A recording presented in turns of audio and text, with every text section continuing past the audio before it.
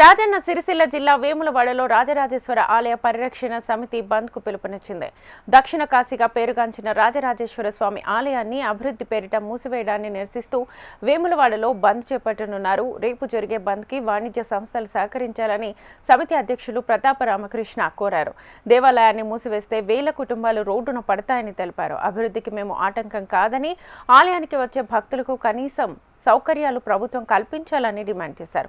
కంపార్ట్మెంట్లు పూర్తి చేయాలని, Kodela queue line, అభిషేక మండపాలు, శివ కళ్యాణ వేదికలు నిర్మించాలని కోరారు. అభివృద్ధి పేరు మీద లేబుల్ పెంచుకోవడానికి, డబ్బు సంపాదించుకోవడానికి వ్యతిరేకం, లేకుంటే హిందూ ధర్మానికి వ్యతిరేకంగా మీరు ఓడమే వ్యతిరేకం. ఆ రెండింటిని మనం తప్పడుతున్నాం కనుక 14వ తారీఖు బంద్ కూడా దాదాపు మనం అందరం కలిసి తీసుకుని నిర్ణయంగా ప్రకటించుకుందాం.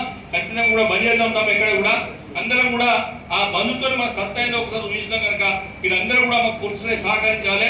దయచేసి ఇంకేమన్నా గిట్ట సలహాలు ఇచ్చేటోళ్ళు ఉంటే చెప్పండి. ఈ ప్రోగ్రామ్ కంటిన్యూషన్ కాదు, వ్యతిరేకం అభివృద్ధికి మనం ఎక్కడ వ్యతిరేకం కాదు. అభివృద్ధి పేరు మీద